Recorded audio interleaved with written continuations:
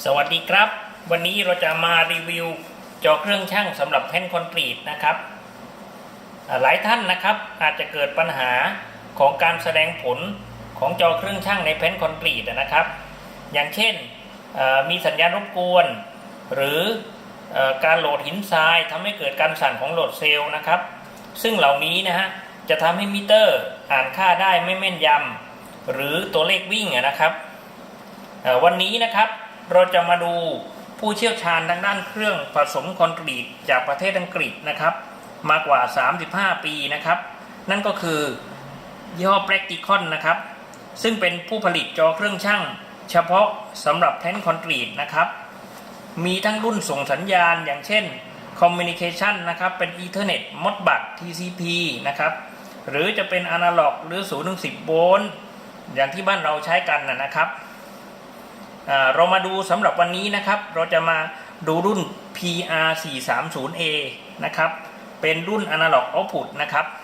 ซึ่งใช้ CPU ขนาด16บิตนะครับที่มีความละเอียดนะความแม่นยำอยู่ที่ 65,000 division นะครับมีระบบฟิลเตอร์การสั่นของโหลดเซลล์นะครับตั้งแต่ 0.2 ถึง 20 เฮิรตซ์นะครับพร้อมวงจรป้องกันสัญญาณรบกวนด้วยนะครับส่วน Analog Output นะครับ0 ถึง 10 โวลต์ DC นะฮะก็มีความละเอียดถึง16บิตเช่นกันฮะมีความแม่นยำถึง-0.012% นะครับและในรุ่นนี้นะฮะยังมี Output 2 Relay นะครับเป็นทริป1กับทริป2นะครับ2 Output นะฮะใช้สำหรับงานแบตคอนโทรลนะครับกรณีที่ต้องการ Output Relay ไปสั่งงานโดยตรงนะครับเราจะไปดูการคาลิเบรตกันนะครับในวันนี้นะฮะวันนี้นะครับเราจะใช้ตัวรีโมทดิสเพลย์นะครับ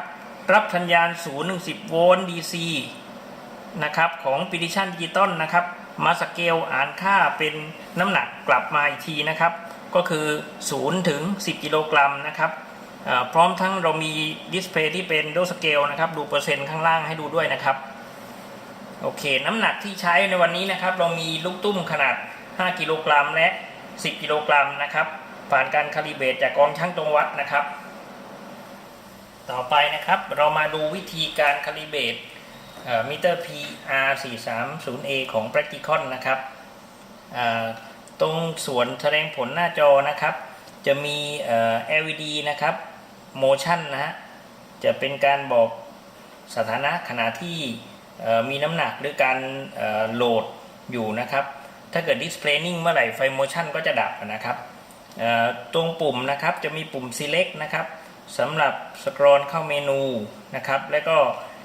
ตุ่มถัดไปนะครับดอกศรขึ้นหรือว่า Net Cross นะครับสำหรับเพิ่มค่านะครับปุ่ม Zero ดอกศรลงสำหรับลดค่านะครับปุ่มแท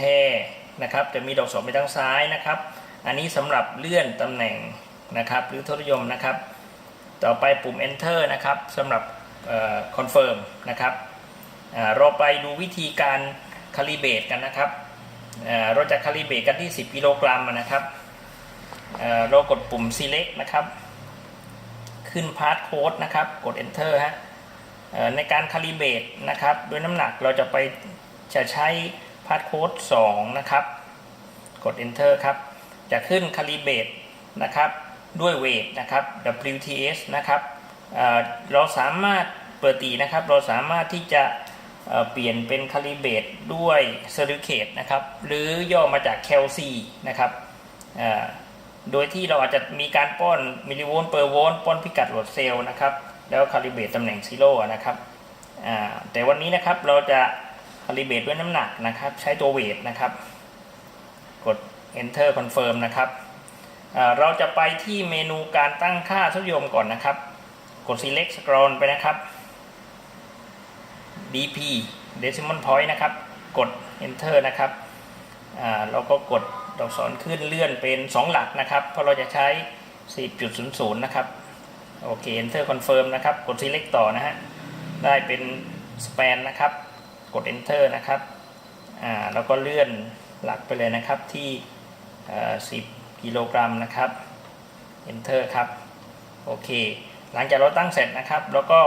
สกอตเมนูไปต่อนะครับเดี๋ยวเรากลับมาดูรายละเอียดอีกทีนะครับเมนูนี้สกอตวนกันไปเรื่อยๆนะครับตรงปุ่ม exit เนี่ยฮะตรงถ้าเกิดเรากด enter นะครับก็คือออกจากโปรแกรมนะครับเราสกอตวนไปที่เดิมใหม่นะครับเราจะไปคาลิเบรตตำแหน่ง0ก่อนนะครับตำแหน่งนี้นะครับก็คือน้ำหนักจะเป็น0 กิโลนะครับโอเคกด enter นะครับกระพริบนะครับตอนนี้จะรับสัญญาณที่0 กิโลกรัมเข้ามานะครับโอเคกด enter นะครับเรากด select นะครับจะขึ้นคำว่า zero coefficient efficient นะครับเป็นค่า zero ตำแหน่งของ0 กิโลกรัมนะครับอันนี้เป็นค่าสัญญาณที่เข้ามานะครับซึ่งของ Practicon นะครับจะมีจุดเด่นในเรื่องการป้อนค่าไม่ต้องการคาลิเบรตนะครับโดยป้อนค่าที่แสดงนี่ครับในตำแหน่ง0นะครับและป้อนค่าอีกจุดก็คือตำแหน่งที่เป็นคาลิเบรต10 กิโลกรัมนะครับก็คือค่าเกณฑ์นะครับมี2ค่านะฮะเราสามารถจดค่านี้ไว้เสร็จแล้วถ้าเกิดเรามีการเปลี่ยนตัวดิสเพลย์ตัวใหม่เราป้อนเข้าไปได้เลยนะครับและเราไม่ต้องคาลิเบรตใหม่แต่อย่างใดนะครับเนื่องจากว่ามิเตอร์มีความแม่นยำสูงนะครับเรากด select ต่อนะครับต่อไปเราจะแคลที่ตำแหน่งที่10 กิโลกรัมนะครับ10 กิโลกรัมนะครับ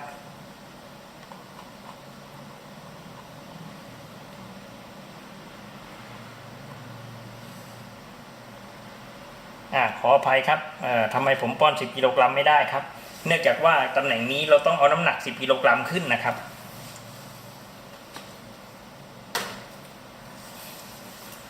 โอเคนะครับกด enter ครับ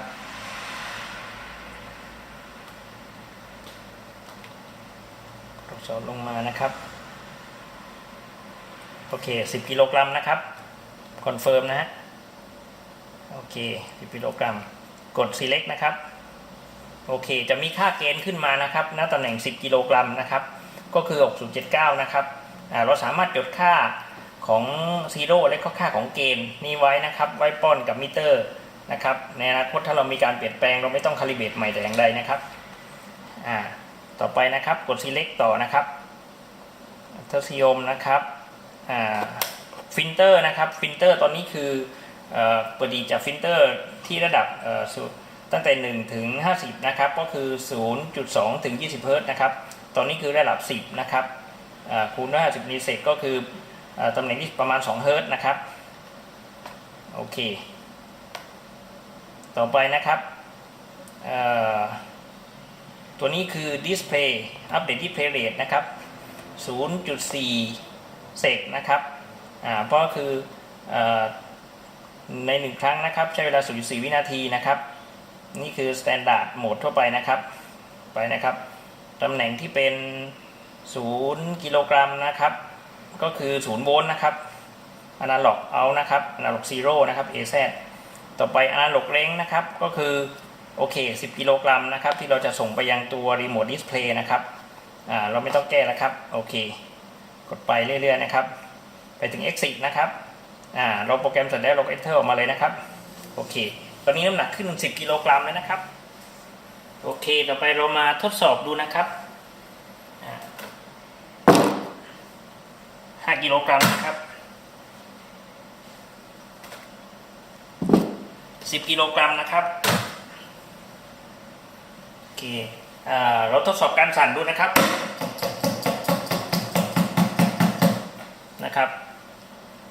โอเคต่อไปนะครับเราลองมาดูปรับสปีดให้ไวขึ้นนะครับพาร์ทที่2เหมือนเดิมนะครับกด select นะครับตอนนี้น้ำหนักคือค่า0นะครับค่าเกณฑ์นะครับโอเคฟิลเตอร์นะครับเราจะไปที่อัปเดตดิสเพลย์นะครับเราจะปรับสปีดให้ไวขึ้นนะครับเป็น 0.1 นะครับเราไปดูความไวของตัวมิเตอร์กันนะครับ exit นะครับเราไปดูสปีดของตัวอินดิเคเตอร์มั้งนะครับโอเคที่5 กิโลกรัมนะครับ 10 กิโลกรัมนะครับการสั่นฮะโอเคนะครับของ Practicon นะครับเป็นมิเตอร์ที่มีความไวสูงและก็แม่นยำนะครับโอเคสำหรับวันนี้นะครับขอบคุณนะครับสวัสดีครับ